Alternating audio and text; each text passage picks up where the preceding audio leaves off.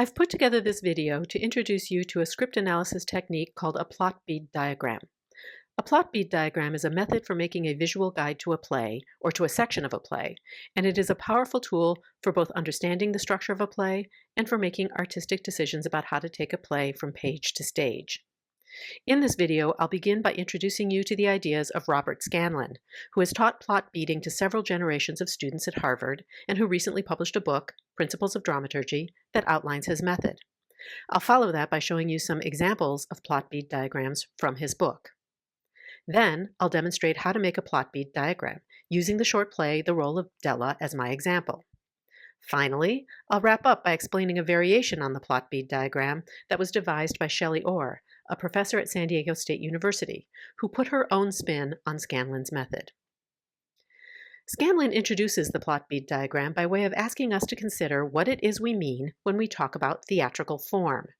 This is actually a tricky question. What exactly do we mean when we talk about form in the theater, and how do we see the relationship between form and content? In order to get at that, Scanlon asks us to think about form in the realm of sculptural art. For a sculptor like Michelangelo, the raw material of the craft is an enormous block of marble. The sculptor shapes or forms the material in order to create the work of art, in this case, the David. So what, Scanlon asks, is the raw material of the theater artist? As the 18th century playwright and critic Gotthold Ephraim Lessing noted in drawing a distinction between the visual arts and the performing arts, the salient difference between these two arts is that visual arts are not bound by time. You can look at a painting or sculpture for as long or as short as you'd like, but performing arts, dance, music, and theater are time-bound arts. And that means, Scanlon observes, that the raw material of the performing arts is time. Now, the first time I read this, I was like, the insight here, and it's a crucial one, is that as theater artists, we are sculpting the viewer's experience of time. The craft of theater as an art is to carve an hour or two of unfashioned time into something aesthetically and emotionally impactful.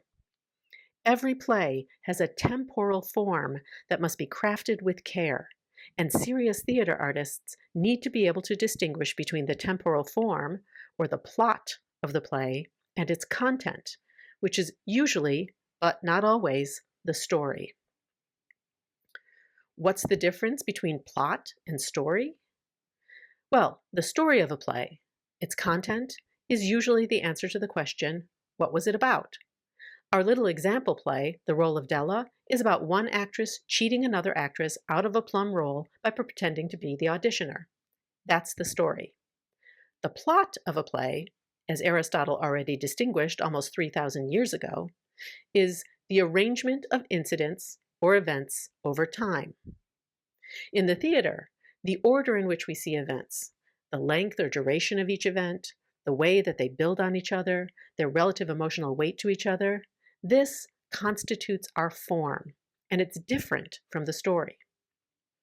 As Scanlon puts it, in the theater, we make our artifacts primarily out of ongoing units of time. We contrive our packets of duration such that audiences are swept along by a time form that is, we hope, under our artistic control. Audiences cannot stop the show for a second pass. This is the deepest principle of form in the drama. It's important to remember that an audience can't rewind. Each moment of time builds on the one previously, and it leads to the next one. So, time is our material. There's a lot more in Scanlon, and if you're interested in reading what he says about form and the plot bead diagram, you can find the chapter in Canvas, in Files, or linked to the asynchronous class instructions. So, Scanlon developed the plot bead diagram as a way of training theater practitioners to attend to that arrangement of incidents over time. A plot bead diagram is essentially a tool, a visual device, to chart the time form of a theatrical plot. Scanlon named the plot bead diagram by way of an analogy with a necklace. A plot bead diagram is like a sequence of individual beads, each one representing a time event, strung on a timeline in the order in which they occur in performance. Here are some examples of what they look like. As you can see, the aim is to get the entirety of the play onto one sheet of paper. The plot bead diagram consists of a series of simple shapes arranged vertically, each shape representing a time unit or time event of the play. Size is used to represent either duration of time, so larger shapes for longer scenes, or to represent emotional weight, that is, key moments also take up more space. Entrances and exits are marked with arrows, and shapes can also be used to make distinctions between types of scenes. Rectangles for monologues here, for examples, and circles for scenes. And he's used jagged shapes for moments of high conflict. Hinges between beads can be used to indicate transitional moments. Other graphic indications, like shading, might be used to show that an event or time unit of the play seems to have two parts. You can see from these examples that the graphic representation of the play will vary. There isn't a right way to do this because the process of doing it, of making decisions, of putting pencil to paper and thinking about where a given moment seems to have ripened, where a scene has moved into a transitional moment, where an interruption merits a new bead and where it simply splits a bead in half, all of these are artistic decisions that help the person making the diagram understand the play, and also to understand how they might want to stage the play. Here's a final example. This is the storyboard drawn by director Robert Wilson for his work Einstein on the Beach, which is a work that doesn't actually tell a story in the traditional sense. So this is a work in which the form is the content. There isn't really a story content to the piece. And here is Scanlon's plot bead diagram of the piece. And you can see that Scanlon discerned a pattern of form in the work, much like we might see form in an abstract painting or sculpture that lacked representational content. Your plot bead doesn't have to be black and white. You can also use color to indicate mood, theme, character, or pattern. So here I've taken Scanlon's diagram of the Wilson work and added color to make the pattern more visible. And now we can see that there is an ABC pattern with these transitional moments, what they call the knee plays, indicated by K1, K2, K3 in between. And you can see that there's a repeating pattern that constitutes the form of the play. Okay, so now I'm going to turn to demonstrating how to do a plot bead diagram. And if you haven't read The Role of Della yet, I suggest you pause this video and read the play before continuing.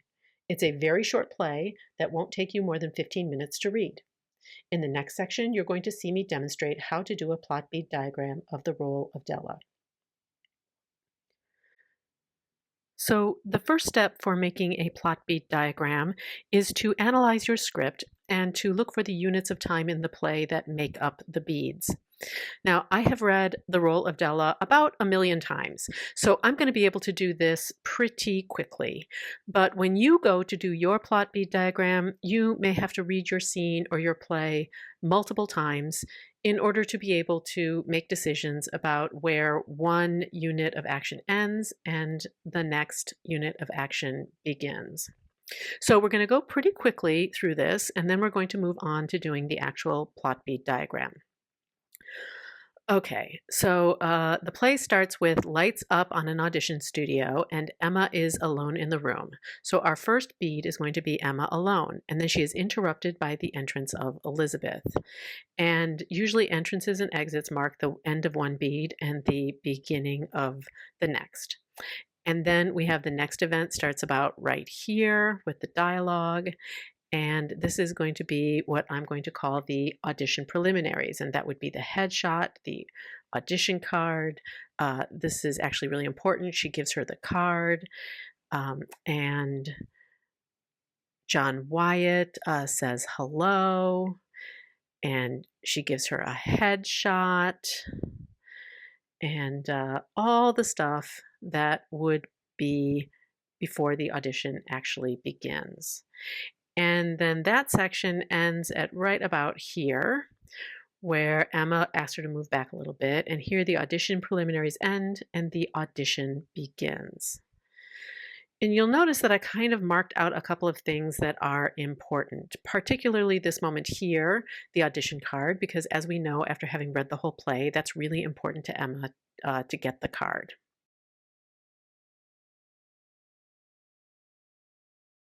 Okay, so then the next bead is the audition, and that actually takes up pretty much the bulk of the play. That takes up several pages, and it goes all the way to here, where Elizabeth finishes her improv about the mouse story. And then that's followed by this kind of transitional moment where Elizabeth says, I'm going to leave, I don't like this. And that moment ends when Emma gives her the part. So Emma gives her the role, and there's about a page and a line section of the play, and that ends here where Elizabeth exits, and that marks the end of Emma giving her the role. And then we have another moment with Emma alone. That's a very brief moment, and then the woman enters. And when the woman enters, we have yet another moment of audition preliminaries, where the woman asks for the audition card and for the headshot. And we have John Wyatt says hello, and what piece are you doing? And then right here is where she asks Emma to step back a few steps, and we transition into the audition itself, which we don't actually see because we just get Emma introducing herself. So now we have that done. We've taken our script and annotated it and noted roughly where our various moments are in the play, where things start and end. And now we can turn to pulling out a piece of paper and sketching out a plot bead diagram. Okay, so let's look at how we would make a plot bead diagram of this little play, The Role of Della, given that analysis that we've just done of the script. So as we noted, the play begins with a moment of Emma alone. So we're going to make a little circle. It's a fairly small circle because it's not a really long moment in time. And she is interrupted by the entrance of Elizabeth. And you'll notice that I am tracing over a sketch that I made because I don't trust myself to be able to talk and draw at the same time.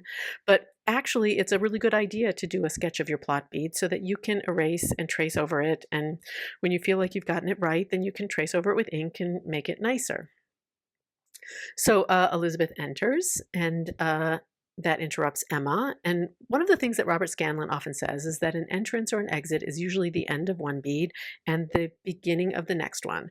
So you can pretty reliably know that you're looking for a new bead when somebody enters the room or when somebody exits the room, because those interruptions are markers.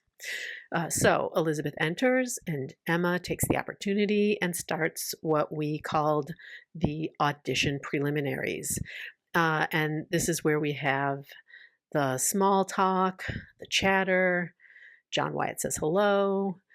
And crucially, and this is something that we want to mark, this is where Emma gets Elizabeth's card. Of course, this is her goal as a character. That's why she's in the room to begin with. We know that, of course. The audience doesn't know that. And then we have a small sort of hinge, like I noted earlier, that little bit of transition, and then we go into the main part of the play, really what takes up the biggest moment, the biggest amount of time in the play, which is Elizabeth's audition. And I could indicate that with a really big square, or I could indicate that with a really big circle. Either of those would work. But I think that it deserves something a little bit more exciting because it's a scene that starts to escalate. There's a lot of theatricality there. It ends with that really amazing moment of improv where Elizabeth acts out the mouse story in increasing intensity. And so I'm going to give this a shape that's a little bit more exciting and explosive to indicate that this is a big scene in the play. And so this is Elizabeth's audition. And I'm going to put that in scare quotes because we know that it's not a real audition. Of course, for the audience, this is a very exciting audition, and they don't know that it's not a real audition.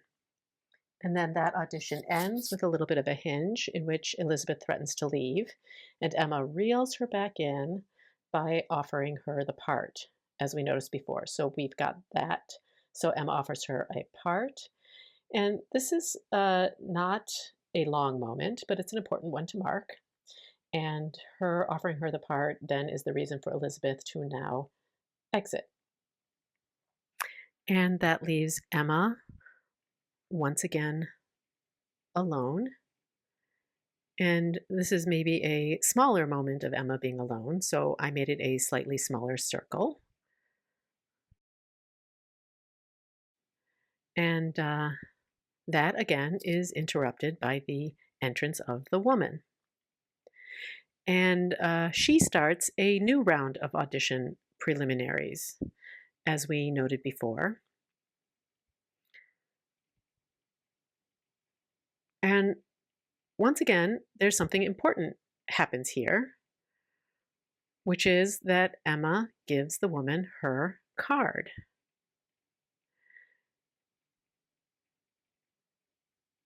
And then we have another little hinge where, they've done the audition preliminaries.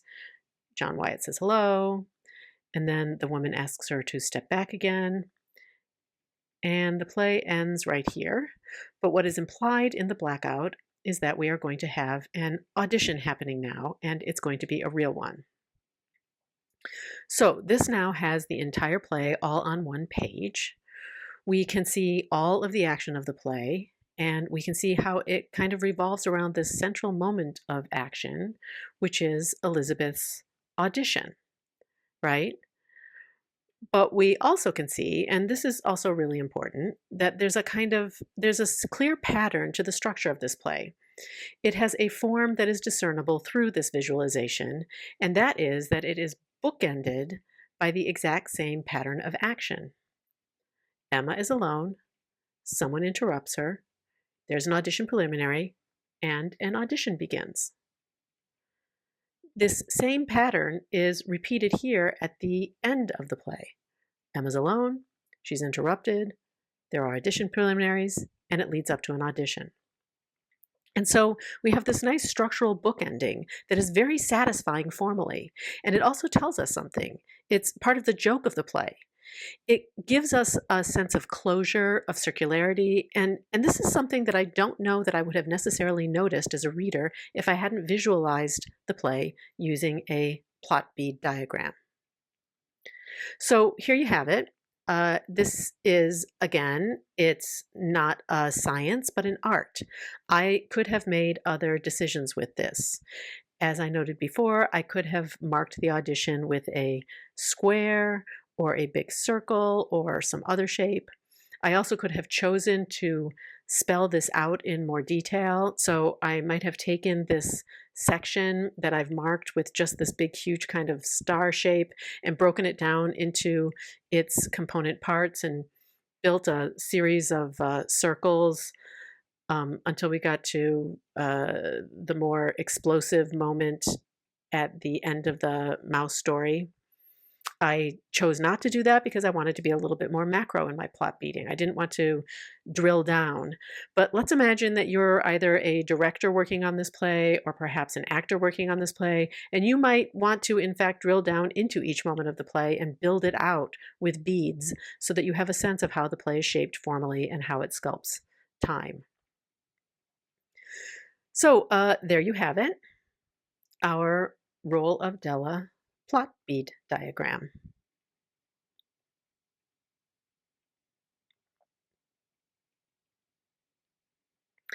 Now I want to turn to a variant on the plot bead diagram, and this is what I'll call the Orr approach to plot beading.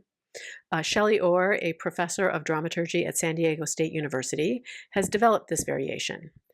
Similarly to Scanlon, the goal here is to make a visual diagram that charts the time events of the play in order. But instead of using abstract shapes, this approach calls for the use of icons to symbolize the elements of action you wish to track. With this method, you invent or devise small icons, beads, that stand in for elements that recur, such as plot events, themes, blocking, bits of dialogue, sound cues, etc. And where the Scanlon method can be used for a whole play or to drill down into smaller time units, this method is often best used to focus in on a part of a play, an act or a scene. It can be used to track certain elements throughout an entire play, but because this method requires isolating icons that indicate things that recur, often we find that those elements occur more in one act or in one scene than across an entire play. These plot bead diagrams are great for revealing patterns at work in the play that are not evident on first reading. So here are a couple of examples, and both of these have been drawn by me. Here you have my plot bead diagram of the first act of Romeo and Juliet, and I'm going to quickly explain to you what you see here. So the first icon that I have here is what I'm going to call a bro bump. Those are two fists bumping. The reason why I chose this icon is because when I reread the first act of Romeo and Juliet, second wave feminist that I am, I noticed that a lot of that act has to do with guys bragging to each other about women and getting into fights and insulting each other. And it all felt very bro-y to me. And so I saw in all of these scenes repeated incidents of young men peacocking and competing with each other and acting in ways that felt quite stereotypically hetero-masculine. The two swords crossing indicate fighting. And so if you remember Romeo and Juliet from the 9th grade, you'll remember that the play starts with the Capulet servants boasting and doing all this bro sort of penis humor. And then they have a fight, and then the fight escalates. So you can see that I've beaded that out with these two things. And then the prince intervenes. And what I've got is sort of a band symbol over the two swords to show that he says no more fighting. And then we have a moment in the first scene in which the Montague family's concerns regarding Romeo are revealed. And it's a moment of exposition. So I use the family crest as my symbol for exposition of backstory about families. And you can see that I used an M to indicate this is the Montague family, and R for Romeo, and this is the male, and that this also has to do with love. And then we have another moment of bro talk, Benvolio and Romeo, because he loves the wrong girl. And then our second scene, we start out with a couple more bro moments, Capulet to Paris, let's go check out all the girls at the party. And then we have Benvolio and Romeo. And the gist of the scene is, let's go check out all the girls at the party. And then we have a scene in which the Capulet family, we get their exposition about their history. And we have a moment where the nurse or the mother says to Juliet, you need to check out Paris at the party. So we're getting a little bit of patterning here that you can see. And then the fourth scene in the first act, the Montague men are headed out for the party, and Romeo foreshadows doom. So I cheated a little bit, and I introduced a new symbol, which is Romeo in a rain cloud. This is Benvolio, this is Mercutio. So the initials indicate characters. And then in the fifth scene of the first act, we have the party scene, and we have Romeo falling in love. We have Romeo and Tybalt wanting to fight, and Lord Capulet intervenes, and then Juliet falls in love, and then we end up that these two are enemies, and so there's the banding symbol here. And so this is my beating out, using icons, the first act of Romeo and Juliet. And so the guidelines for this kind of plot bead are that you want to prioritize. You want to limit the number of elements and icons to only 5 or 6.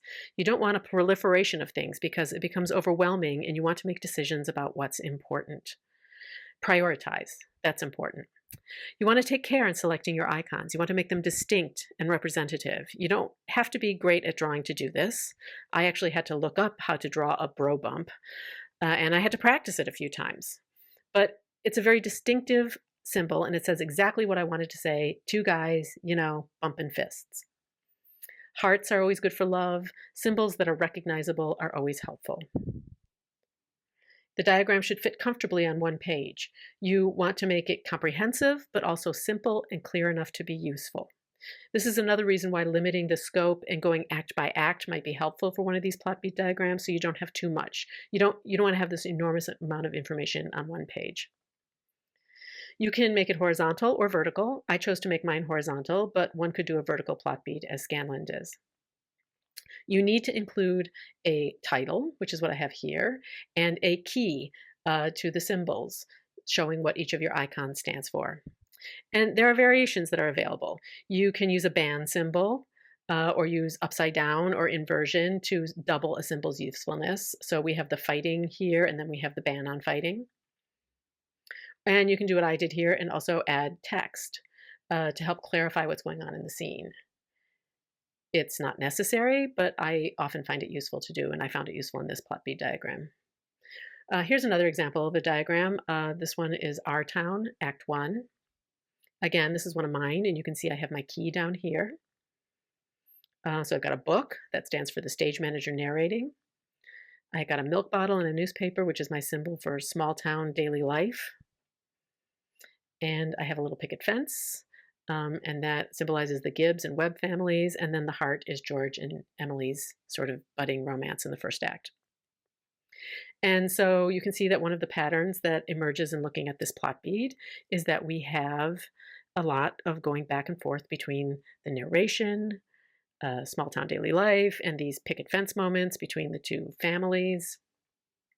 Picket fence, narration, and sometimes the narration is longer and bigger. That means it takes up more time. And other times the narration is smaller because there are smaller moments. In general, these moments of daily life seem to be punctuating at regular intervals throughout the act. And then we can see that there's a whole long segment in which we don't see that kind of thing. So the aim of the plot bead diagram is to give a focused view of particular aspects of the play. So here, for example, I was interested in the question, what's the function of the narrator in Act 1? Where does he come in, and where can I see if there is some rhythm to it? And I wanted to see whether I could discern that by plot beading it out like this. You want to be thorough, but this is not an exercise in being complete or comprehensive. You don't have to capture everything. You want to focus on the things that you're interested in. As I wrap this demo up, I want to emphasize that the process of making a plot bead diagram is a process of engaging in artistic decision making. So this should be enjoyable to anybody who's interested in making theater, because it's a way of making decisions ahead of time about how you are imagining the play unspooling in front of an audience over time. What's the rhythm? What is going to have more emphasis? What's going to feel like a bigger moment? Can you draw that so that when you later look at this page, you remind yourself that you've made a decision that something needs more emphasis? It's a really useful tool because not only can it help you focus your thinking about a given play, but it also can help convey your ideas to collaborators and form a basis for conversations with other members of your creative team. The beauty of the plot bead diagram as a tool is that it often reveals something that you didn't notice the first time you read the play. So when we look at your diagrams in class, I'll ask you to attend to that question. What do you know now about the play that you didn't know before you did the plot bead diagram? And the last thing I'll say about this is have fun. Remember, this is an art, not a science. So let your artistic instincts guide you. Don't be worried that you've done it wrong. Don't be worried that you can't draw. If you really feel terrible about your drafting skills, you can always use clip art or use shapes that you find in a drawing program, or you can take photographs of little shapes if you want and make them really small. However it is that you want to do this so that you can use your shapes and use your icons in a way that's most useful to you. So have fun with it. I look forward to seeing them, and I'll see you in class soon.